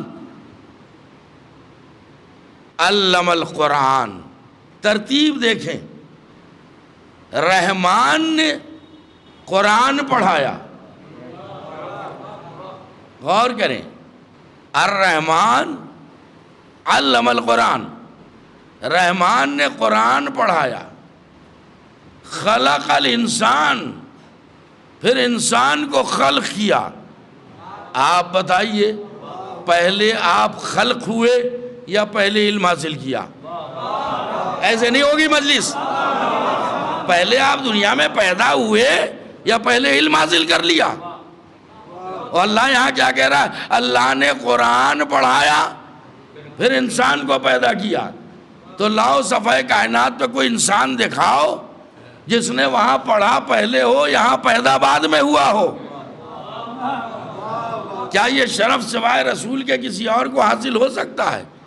پھر اللہ کہہ رہا علمہ البیان۔ سنیے پھر ترتیب، الرحمن علم القرآن، رحمان نے ان کو قرآن پڑھایا، عالم قرآن بنایا۔ کس نے؟ رحمان نے، ڈائریکٹ، انڈائریکٹ نہیں۔ خلق الانسان، پھر انسان کو پیدا کیا۔ اب انسان پر الف لام آ گیا تاکہ تم یہ نہ سمجھو کہ ہر انسان کی شان والا صفات میں یہ آیت ہے۔ انسان یعنی عام انسان، الانسان یعنی خاص انسان۔ تھکا دیا مجھے۔ اب اس کے بعد اللہ کہتا ہے علمہ البیان، پھر اسے اللہ نے، رحمان نے سلیقہ بیان سکھایا۔ تو آپ بتاؤ پہلے بیان ہے یا پہلے علم قرآن ہے؟ پہلے علم قرآن ہے، سمجھ گئے بات کو، پھر بیان ہے۔ اب میں کہیں اور لایا آپ کو، مجھے خود پتہ نہیں ہوتا کیا بات میرے نظر میں آ جائے گی، ذہن میں آ جائے گی۔ مجھے تو کبھی کبھی ایسا محسوس ہوتا ہے کوئی کہلوا رہا ہے۔ آج ممبر کتنا آزاد ہو گیا ہے، جو چاہتا ہے بیٹھ جاتا ہے، جو چاہتا ہے بیان کر دیتا ہے، اور جو عربی عبارت چاہتا ہے اسے قرآن کہہ دیتا ہے۔ کوئی عربی کا لفظ رٹا اور جگہ دیا قرآن میں لکھا ہے، قرآن میں لکھا ہے۔ ارے قرآن پڑھا بھی ہے، جب تم نے قرآن پڑھا نہیں تو بیان کرنے کو کاہے کو بیٹھ گئے؟ تو جب بغیر قرآن پڑھے ممبر پر بیٹھو گے بیان کرو گے تو ہذیان تو بک سکتے ہو، قرآن نہیں بیان کر سکتے ہو۔ ابھی ایک صاحب کی کلپ آئی تھی، سرحد پار سے بیماریاں بہت آ رہی ہیں، انہوں نے بیان کیا یہ نصیریوں کی تائید کرتے ہیں، جس کے نتیجے میں شیعہ قتل کیے جا رہے ہیں۔ وہ نصیریوں کے عقیدے کو سمجھتے ہیں کہ یہ شیعہ ہیں، وہ سارا جو ان کی جو بدعقیدگی ہے وہ بدنام ہم ہو جاتے ہیں، نتیجے میں ہمارا قتل عام ہو رہا۔ اور یہ ذاکروں کا کیا حال ہے، انہوں نے کہہ دیا قرآن میں لکھا ہے، قرآن میں لکھا ہے۔ قرآن کا املا معلوم نہیں، قرآن بیان کرنے بیٹھ گئے کہ قرآن میں لکھا ہے کہ ہر شخص اپنے خدا کے ساتھ جہنم میں جائے گا۔ ہو گیا نا سناٹا؟ قرآن میں یہ لکھا ہے ہر شخص اپنے خدا کے ساتھ جہنم میں جائے گا۔ اس احمق کو کون سمجھائے کہ قرآن میں یہ نہیں لکھا ہے؟ قرآن میں لکھا ہے یوم ندعو کل اناس بامامہم، ہم قیامت میں ہر شخص کو اس کے امام کے ساتھ بلائیں گے۔ اب وہ نتیجہ دے رہے ہیں ہر شخص اپنے خدا کے ساتھ جہنم میں جائے گا۔ اب انہیں نصیریوں کو بچانا تھا، تو انہوں نے کہا اب بتاؤ جب ہر شخص اپنے خدا کے ساتھ جہنم میں جائے گا تو مولا علی تو جہنم میں جائیں گے نہیں، جب وہ نہیں جائیں گے تو علی کو خدا ماننے والے وہ کیسے جائیں گے؟ سارے جنت میں جائیں گے۔ بیان نامہ لکھ دیا جنت کا، عطا نہ پتہ، سر نہ پیر۔ تو علم القرآن پہلے ہے، علم البیان بعد میں ہے۔ یہ ہمیں بھی اس سے جو ہے وہ سبق حاصل کرنا چاہیے۔ تو میرے دوستوں اور عزیزوں، بہت زیادہ تنگ نہ کروں چونکہ انشاءاللہ بہت کچھ بیان کرنا ہے مجھے۔ اس آیت کے حوالے سے میں نے آپ کو بات کہہ دی، اب آپ کو ثابت ہوا یا نہیں ہوا کہ نبی کا علم ادھر سے ڈائریکٹ ہے، وہ دنیا کے کسی استاد کے محتاج نہیں ہے کہ یہاں آئیں اور پڑھیں اور لکھیں، 40 سال میں ڈگری حاصل کریں رسالت کی۔ ان کا ڈائریکٹ علم ہے اللہ کی طرف سے۔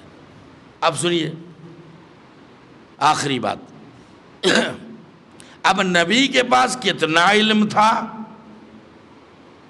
تھک گئے شاید آپ، آخری بات ہے میری، کتنا علم تھا کوئی بتا سکتا ہے؟ بولے جائیں، ساتھ ساتھ بولتے جائیں۔ کیا کوئی حد بندی قائم کر سکتا ہے کہ بس نبی اتنے اور اتنے پڑھے لکھے تھے؟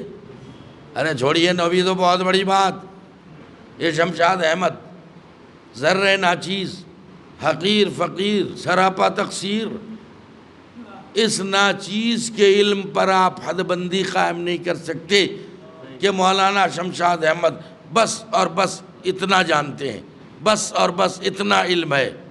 آپ یہ آئیڈیا لگا لیں گے کہ ہاں تھوڑے پڑھے لکھے ہیں، لیکن آپ حد بندی میرے علم پر قائم نہیں کر سکتے۔ یہ میں اپنی تعریف نہیں کر رہا ہوں، مثال دے رہا ہوں، کیونکہ مثالوں سے بات واضح ہو جاتی ہے۔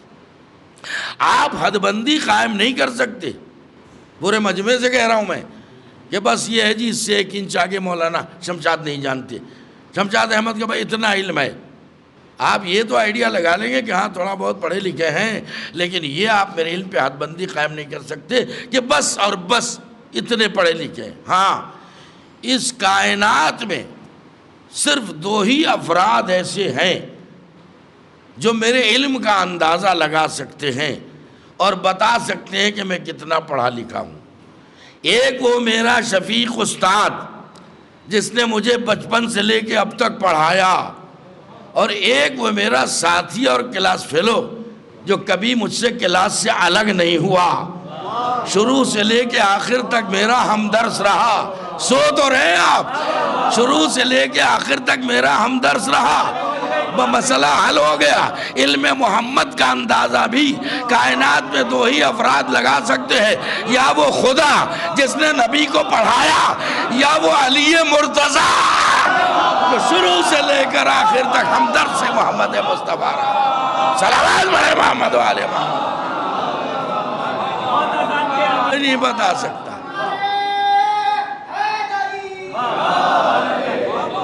ایسے ہی نہیں کہہ دیا تھا نبی نے، کیا نام مدینۃ العلم وعلی بابھا، میں شہر علم ہوں اور علی اس کا دروازہ ہے، ایسے ہی کہہ دیا تھا۔ اور ظاہر ہے کہ شہر کا اندازہ دروازے کو دیکھ کے ہوتا ہے۔ ارے بھائی دروازہ اتنا شاندار ہے تو شہر کیسا ہوگا؟ اور نبی نے شہر کہا ہے، مگر اب کیا کیجئے بھائی، اہل بیت کے فضائل ہوں کہ حلق سے نیچے نہیں اترتے۔ اب میں کیا کیا آپ کو سناؤں، آپ سوچیں گے کہ آج ہی سب سنا دیں گے کیا؟ اب وہ کہیں گے پاکستان کے پیچھے پڑ گئے، ہاتھ دھو کے پیچھے نہیں، حرکتیں ایسی ہو رہی ہیں۔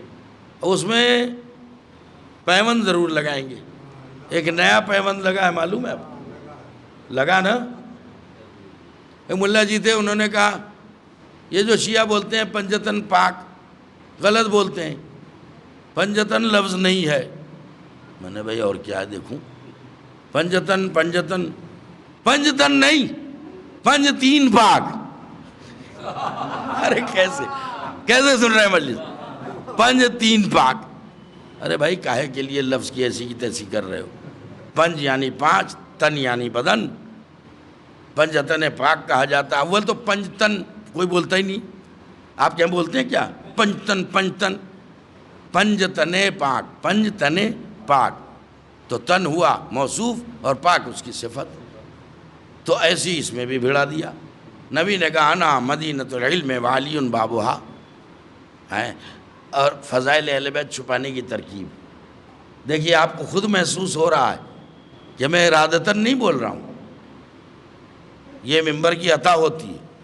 ایک صاحب وہ تقریر فرما رہے تھے، ادھر کے بڑے مولانا تھے اور کسی بند سے چھوٹ کے آئے تھے۔ ابھی آپ کو ٹائم لگے گا مجھے سمجھنے میں، چھوٹ کے آئے تھے۔ اب انہوں نے اپنے بیان میں یہ حدیث تو بیان کی، حضور صلی اللہ علیہ وسلم، ہمیشہ صلی اللہ علیہ وسلم ہی بولتے، حضور صلی اللہ علیہ وسلم کی بہت مشہور حدیث ہے، انا مدینۃ العلم وعلی بابھا۔ کس صفائی سے اس کمبخت خبیث نے میرے مولا علی کا نام اڑا دیا اس حدیث سے۔ سنیے گا کیا حرکت کی، باقاعدہ گر استعمال ہو رہے ہیں، ہنر استعمال ہو رہے ہیں فضائل اہل بیت پر پردہ ڈالنے کے لیے، جبکہ ان کی کتابیں بھی فضائل اہل بیت سے بھری پڑی ہیں۔ نبی نے کہا کیا نا مدینۃ العلم وعلی بابھا، ترجمے میں نام اڑا دیا علی کا، کہ دیکھیے بہت مشہور حدیث ہے حضور صلی اللہ علیہ وسلم کی کہ میں شہر علم ہوں اور اس کا دروازہ بہت اونچا ہے۔ سناٹے میں ہیں آپ، مجلس سننے کے موڈ میں نہیں، اور میں سنانے کے موڈ میں ہوں۔ دیکھا آپ نے، علی کا ترجمہ کر دیا تاکہ علی کا نام نہ آ جائے۔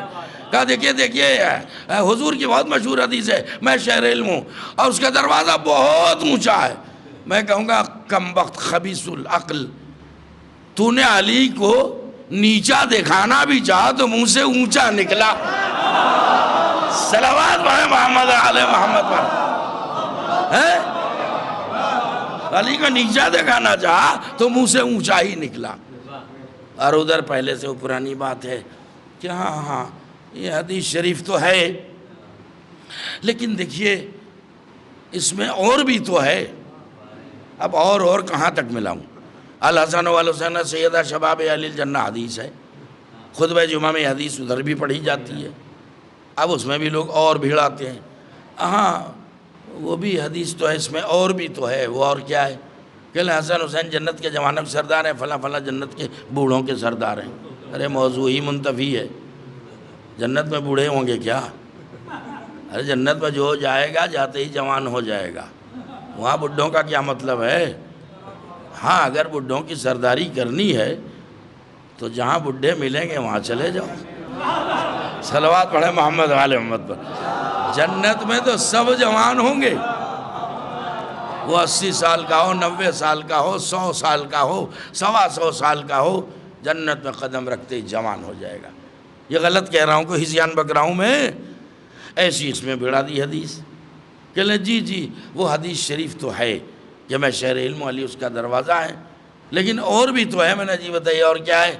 کہ لیں وہ فلاں اس کی دیوار ہیں، فلاں اس کی چھت ہیں، فلاں اس کا پرنالہ ہے، یہ ہے سب۔ اور یہ حدیثیں لکھ کے، جس کتاب میں حدیثیں لکھ کے اس کو ٹائٹل دے دیا صحیح کا۔ بخار چڑھ رہا ہے کیا کہہ رہا ہوں میں؟ ارے کیا مطلب ہوا؟ اگر نبی کہتے کہ میں علم کا گھر ہوں تو دیوار بھی سمجھ میں آ جاتی، چھت بھی سمجھ میں آ جاتی۔ نبی نے یہ نہیں کہا کہ میں علم کا گھر ہوں، نبی نے کہا کہ میں علم کا شہر ہوں۔ تو آپ بھی شہر میں رہ رہا ہوں، پورے شہر پہ چھت دکھاؤ مجھے۔ کیا کہا میں نے؟ پورے شہر پہ کہیں چھت ہوتی ہے؟ پورے شہر کے گرد کوئی دیوار ہوتی ہے؟ اچھا اگر دیوار ہیں بھی تو اس میں کیا فضیلت ہے؟ دیوار کا کام ہے آنے والوں کو روک دینا۔ کیا کہا میں نے؟ اور چھت کا کام ہے باران رحمت کو روک دینا۔ ایک قطرہ بارش کا اندر نہیں آئے گا تو فائدہ؟ ارنالا پرنالا یہ سب ایک صلوات پڑھیں محمد والے محمد پر، اس طرح کی چیزیں۔ تو عزیزان گرامی، خالی محبت سے کام نہیں چلے گا، اس گھرانے کا عرفان ضروری ہے، اور یہی وہ فرش اعضاء ہے جہاں دعوت عرفان دی جاتی ہے۔ محبت ہے بہت بڑی بات ہے، ٹھیک ہے محبت ہونی چاہیے، لیکن خالی محبت سے کچھ نہیں ہوگا۔ محبت تو سبھی کرتے ہیں، ایسی جگہیں ہیں جہاں ایک بھی مسلمان نہیں، وہاں بھی امام حسین کے تعزیے اٹھتے ہیں۔ آپ جا کے دیکھیں، آپ ماشاءاللہ نیٹ کا زمانہ آپ دیکھتے ہوں گے، ٹوٹل اہل ہنود ہیں مگر امام حسین کا تعزیہ وہ عقیدت سے اٹھاتے ہیں۔ محبت ہے جبھی تو۔ کشن لال کو بھی محبت تھی، سیتا پوری، ماتھر لکھنوی کو بھی محبت تھی، مصرا جی دہلوی کو بھی محبت تھی۔ اگر ہم نے بھی خالی محبت کی تو کون سا تیر مار دیا؟ لہٰذا خالی اس گھرانے سے محبت نہیں، محبت خالی محبت نہیں، محبت عام ہے، سبھی ان سے محبت کرتے ہیں، ہندو بھی کرتے ہیں، سکھ بھی کرتے ہیں، عیسائی بھی کرتے ہیں۔ معرفت بنیادی چیز ہے، معرفت، عرفان۔ جنہیں عرفان ہے وہ جانتے ہیں کہ عزاداری کیا ہے، جنہیں ان کا عرفان حاصل ہے وہ جانتے ہیں کہ اجر رسالت کیا ہے۔ کیا کہا اللہ نے؟ قُلْ لَا أَسْأَلُكُمْ عَلَيْهِ أَجْرًا إِلَّا الْمَوَدَّةَ فِي الْقُرْبَى۔ ختم کر رہا ہوں بات۔ میرے حبیب ان سے کہہ دیجئے کہ رسالت کا اجر میں تم سے کچھ نہیں چاہتا، إِلَّا الْمَوَدَّةَ فِي الْقُرْبَى۔ یہ مودت کی لفظ رکھی، حالانکہ محبت بھی عربی لفظ ہے اور مودت بھی عربی لفظ ہے، لیکن اللہ نے یہاں اجر رسالت محبت کو قرار نہیں دیا، مودت کو قرار دیا۔ اور مودت کوئی الگ سے چیز نہیں ہے، مودت جو ہے وہ کوئی الگ سے چیز نہیں ہے، محبت ہی کا ایک دوسرا نام مودت ہے۔ لیکن محبت کا نام مودت کب ہو جاتا ہے؟ جب محبت اپنے نقطۂ کمال پہ پہنچ جاتی ہے تو اس کا نام مودت ہو جاتا ہے۔ تقریباً دونوں کے ایک ہی معنی ہے لیکن مفہوم میں تھوڑا سا فرق ہے۔ اپنے چھوٹے بھائیوں کو سمجھاؤں، بزرگوں کو کیا سمجھانا، ان کی عمریں گزر گئی مجلسیں سنتے سنتے، یہ ہم سے زیادہ واقف ہیں ان نکات سے اور ان مسائل سے۔ میں اپنے چھوٹے بھائیوں کو سمجھاؤں کہ محبت اور مودت دو لفظیں ہیں۔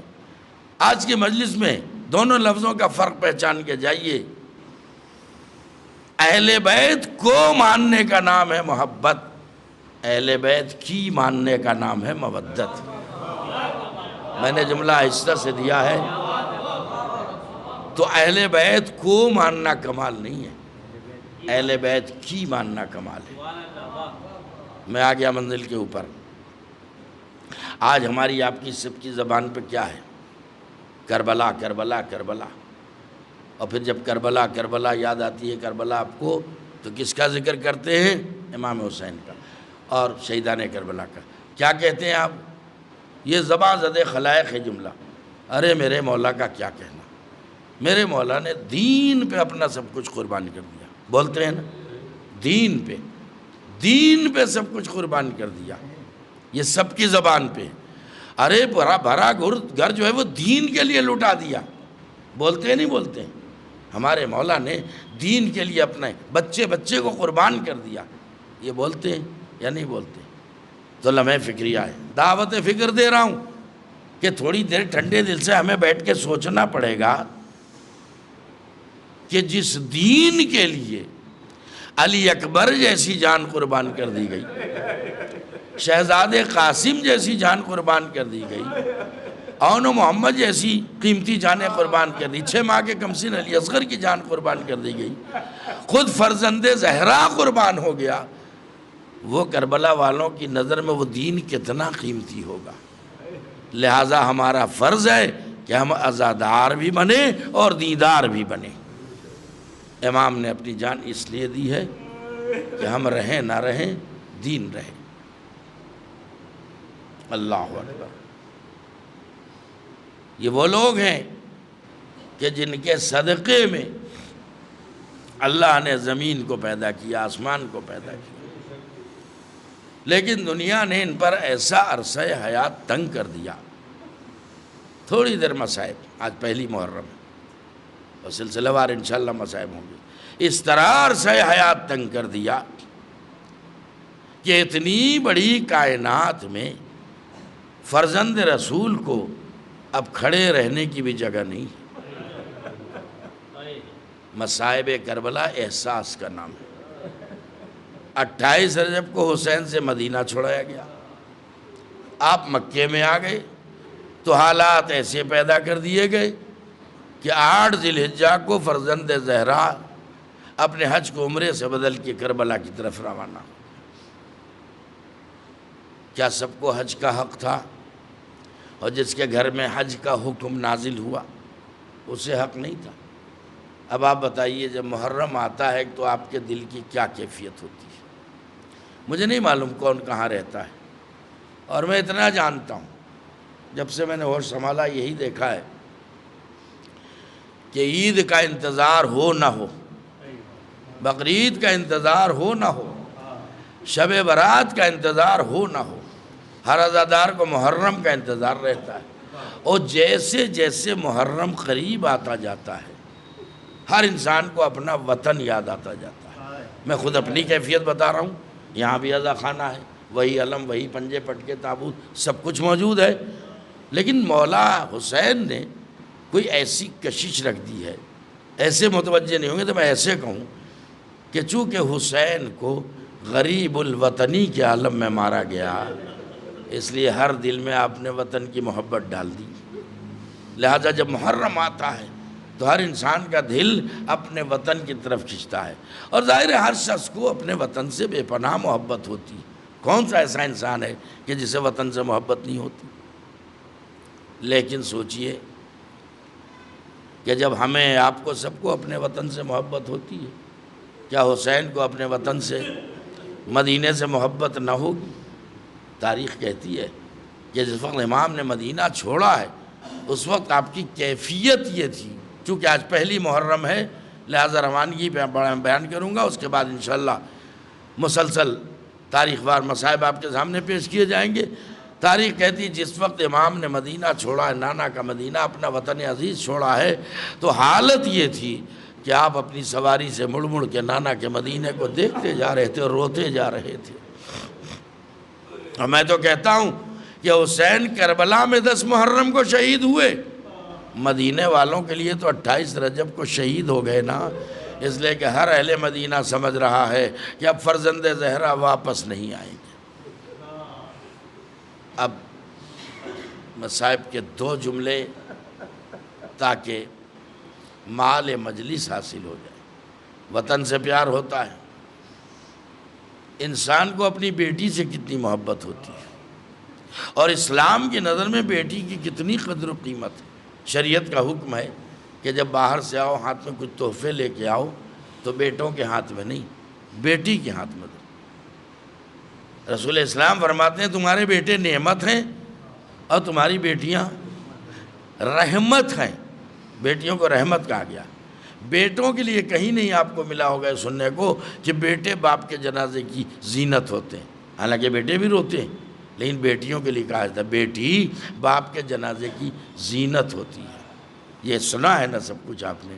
اب اس زاویے سے ذرا غور کریں کہ سب کو اپنی بیٹی سے محبت ہوتی ہے اور ہر بیٹی کو اپنے باپ سے محبت ہوتی ہے۔ کیا فاطمہ صغریٰ کو اپنے بابا سے محبت نہ ہوگی؟ کیا امام حسین کو صغریٰ سے محبت نہ ہوگی؟ اور اس وقت صغریٰ کے دل پہ کیا بیت گئی ہوگی جب پورا قافلہ لے کے حسین روانہ ہو رہے ہیں اور صغریٰ سے کہہ رہے ہیں صغریٰ تم نہیں جاؤ گی، صغریٰ سب جائیں گے تم نہیں جاؤ گی۔ بابا کیوں؟ کہ اس لیے کہ تم بیمار ہو، تم مریضہ ہو، اللہ مجھے طاقت دے دے مصائب کے 2 جملے پڑھ دوں، تم بیمار ہو بیٹا، تم گھر میں رہو۔ اب صغریٰ کی حالت، بابا بڑے گھر میں رہنے کی عادی ہوں، آپ سب کے جانے کے بعد میں اکیلی گھر میں کیسے رہوں گی؟ کہا نہیں بیٹا تمہارا جانا مصلحت کے خلاف ہے، اس لیے کہ تمہاری طبیعت ٹھیک نہیں ہے، تم مریضہ ہو۔ بار بار حسین یہی کہتے رہے تم بیمار ہو، تم مریضہ ہو۔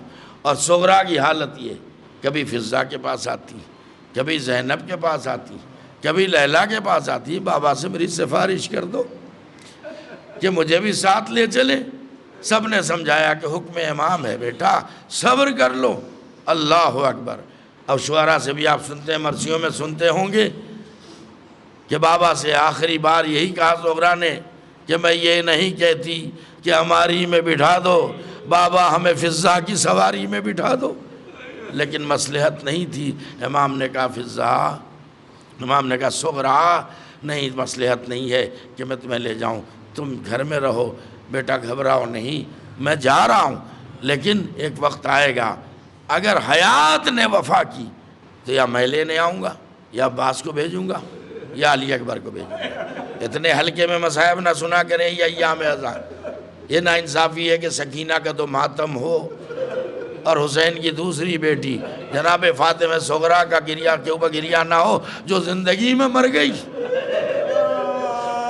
جو زندگی میں باپ سے چھوٹ گئی۔ اللہ اکبر۔ خدا ان آوازوں پر رحمت کرے، نازل کرے کہ اب امام حسین صلی اللہ علیہ وسلم کا قافلہ چلتا ہے۔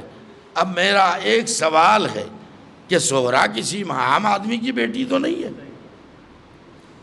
امام وقت کی بیٹی ہے۔ امام بار بار یہ کہہ رہے ہیں تم مریضہ، تم بیمار ہو بیٹا، گھر میں رہو بیٹا، ہم تمہیں بلوا لیں گے اگر حیات نے وفا کی۔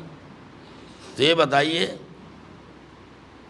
آپ عزادار ہیں، جب آپ پہ کوئی وقت پڑتا ہے آپ منت مانتے ہیں یا نہیں؟ آپ کے یہاں کوئی بیمار ہوتا ہے مولا حسین کو پکارتے ہیں یا نہیں؟ یا مولا میری بچی کو شفا ہو جائے، مولا میرے بیٹے کو شفا ہو جائے تو میں آپ کی نظر دلاؤں گا۔ نہ جانے کتنے کی منتیں ہوں گی جو اس سال محرم میں اتاری جائیں گی، حسین سب کی سنتے ہیں۔ تو یہ بتائیے جو حسین ہمارے بچوں کو شفا دے سکتا ہے، نہیں متوجہ ہوئے تو میں تاریخ میں آتا ہوں، جو حسین فطرس کو بالوں پر عطا کر سکتا ہے، جو حسین راہب کو دولت اولاد عطا کر سکتا ہے، کیا وہ اپنی بیٹی کو شفا عطا نہیں کر سکتا؟ میں کہتا ہوں کہ صغریٰ چاہے کتنی بھی بیمار تھیں، ایک مرتبہ حسین دعا کے لیے ہاتھ اٹھا دیتے، فاطمہ صغریٰ کو وہی شفا ہو جاتی۔ مگر ایسا نہیں کہ حسین نے کہا اللہ شفا دے دے تاکہ میں اپنی بیٹی کو ساتھ لے جاؤں۔ اس کا مطلب یہ ہے کہ اصل مسئلہ یہ نہیں تھا کہ صغریٰ بیمار تھی اس لیے حسین ساتھ نہیں لے گئے۔ دلوں کا سنبھال کے جملہ سنیے گا، تاریخ پڑھیے تو پتہ چلے اصل معاملہ یہ نہیں تھا کہ صغریٰ بیمار تھی اس لیے نہیں لے گئے، بیماری تو بہانہ بن گیا۔ غور کریں، بیماری بہانہ بن گئی۔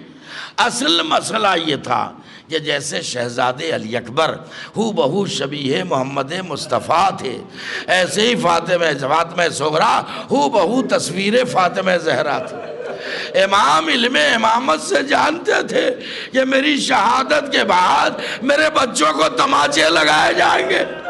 امام کی غیرت نے گوارا نہ کیا، ارے جو بچی ہو بہو تصویر رسالت و تصویر فاطمہ ہو اسے کوئی تماچے مارے۔ خدا ان آوازوں پر رحمت نازل کرے۔ امام چلے گئے، رخصت ہو گئے، اب صغرا ہے، رات انتظار، دن انتظار، شاید بھیا علی اکبر آ رہے ہوں، شاید چچا عباس آ رہے ہوں، لیکن کوئی نہیں آیا۔ کیسے مصائب سن رہے ہیں، قیامت کے مصائب ہیں یہ۔ ارے عید گزر گئی، کوئی نہیں آیا، شب بعد برات گزری، کوئی نہیں آیا، عید گزر گئی، بقرعید گزر گئی، کوئی نہیں آیا۔ صغرا روزانہ در خانہ پہ کھڑی ہو جاتی تھی، شاید کوئی خوشخبری دے دے میرے بابا آ گئے، لیکن کوئی اطلاع نہیں۔ اچانک ایک دن جناب فاطمہ صغرا نے دیکھا ایک سوار جا رہا، سنیے مجلس تمام ہے، سوار جا رہا ہے۔ آپ نے وہیں سے آواز دی، بھائی تو کہاں جا رہا ہے؟ کہ میں عراق کی طرف جا رہا ہوں۔ کہ میرا بابا بھی عراق کی طرف گیا ہے، اور اکیلا بابا نہیں ہے، چھوٹے چھوٹے بچوں کے ساتھ میرا بابا بھی گیا ہے۔ اگر تجھے زحمت نہ ہو تو ایک میرا چھوٹا سا خط لیتا جا، اور یہ خط جو ہے میرے بابا کو پہنچا دینا، پتہ لگا لینا میرے بابا کہاں ہے۔ اب مجھے نہیں معلوم کہ وہ قاصد جو تھا، جسے آپ قاصد صغرا کہتے ہیں، وہ انسانوں میں تھا یا فرشتوں میں تھا، مجھے اس سے بحث نہیں ہے، لیکن یہ منصوبہ پروردگار تھا کہ صغرا کا خط حسین تک پہنچے۔ اپنی مصلحت کو خدا بہتر جانتا ہے۔ ایک سوار کا گویا انتظام ہو گیا اللہ کی طرف سے۔ اس نے کہا شہزادی ٹھیک ہے، میں یہ خط آپ کے بابا کو پہنچا دوں گا۔ اب یہ خط لے کے قاصد صغرا کب پہنچا؟ مجلس ختم ہو گئی، کب پہنچا؟ 7 محرم کو نہیں، 8 محرم کو نہیں، 9 محرم کو نہیں، 10 محرم کی صبح کو نہیں، عاشور کی دوپہر کو نہیں، اس وقت قاصد صغرا پہنچا جب حسین علی اصغر کا لاشا نہ بنا رہے تھے۔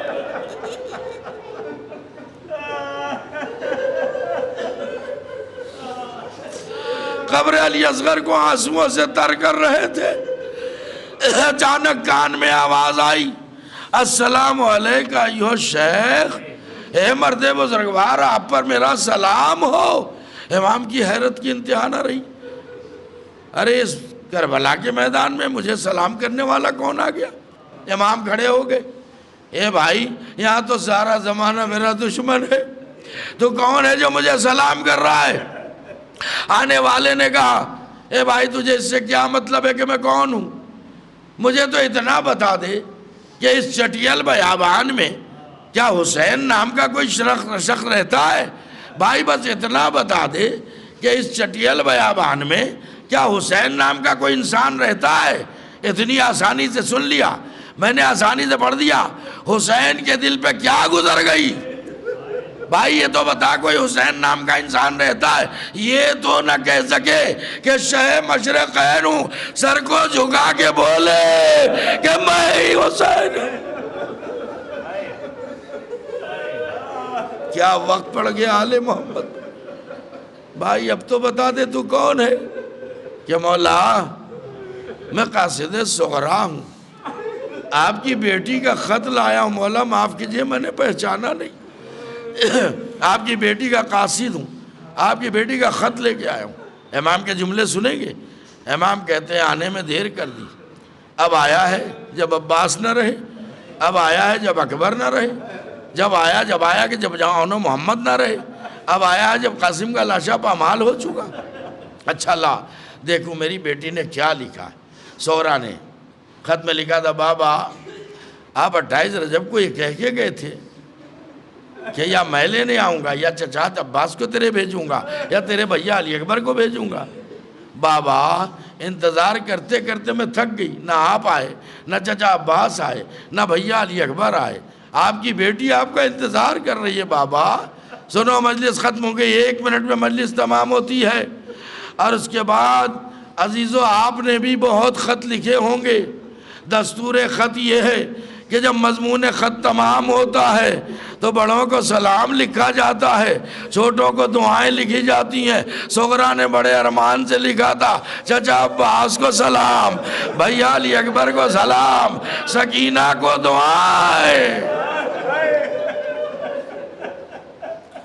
امام پہ کیا گزر گئی ہوگی۔ اب یہ روایت کا فقرہ جو پڑھنے جا رہا ہوں میں نے خود کسی مقتل میں تو نہیں دیکھا ہے، لیکن بزرگ علماء سے سنا ہے۔ ظاہر ہے کہ جو ہمارے بزرگ علماء ہیں ہمارے لیے سند ہے۔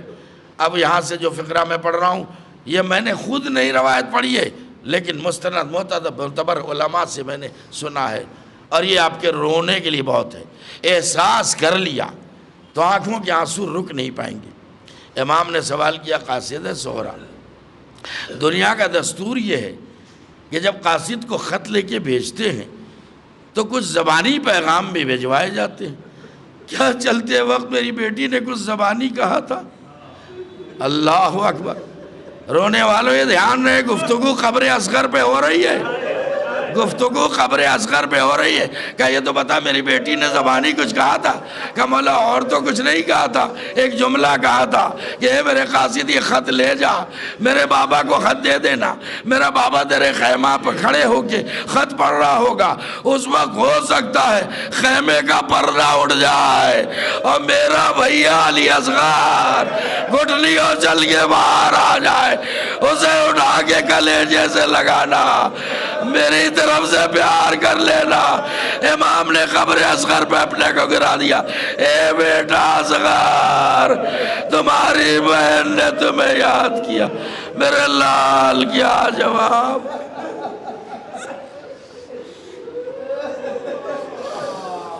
سيعلم الذين ظلموا أي منقلب ينقلبون ألا لعنة الله على القوم الظالمين۔ پروردگار آواز تجھے محمد و آل محمد علیہ السلام کا دنیا میں جہاں جہاں مومنین و مومنات آباد ان سب کی جان و مال و عزت و آبرو کی حفاظت فرما۔ بہرحال میں جو پریشان حال ان کی پریشانیوں کو دور فرما، جو مقروض ان کا قرض ادا فرما، جو بے روزگار انہیں روزی عطا فرما، جو بے عمل انہیں اعمال صالحہ کی توفیق عطا فرما، جو مشتاق حج و زیارات ہیں حج و زیارات سے مشرف فرما، جو بیمار انہیں شفا کامل سے عاجل عطا فرما۔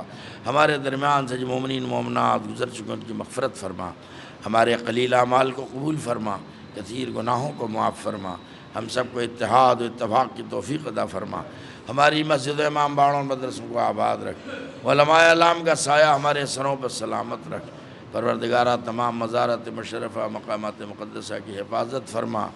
یا اللہ مرض کرونا سے تمام عزاداران امام حسین اور سبھی اہل ایمان کو محفوظ رکھ۔ بار اللہ تمام امراض وبائی و غیر وبائی سے دنیا کو محفوظ رکھ، دنیا کو نجات دے۔ پروردگارہ ہمارے امام زمان علیہ السلام کے ظہور میں تعجیل فرما اور ہم سب کو ان کے جانثاروں میں شامل فرما۔ ماتم حسین۔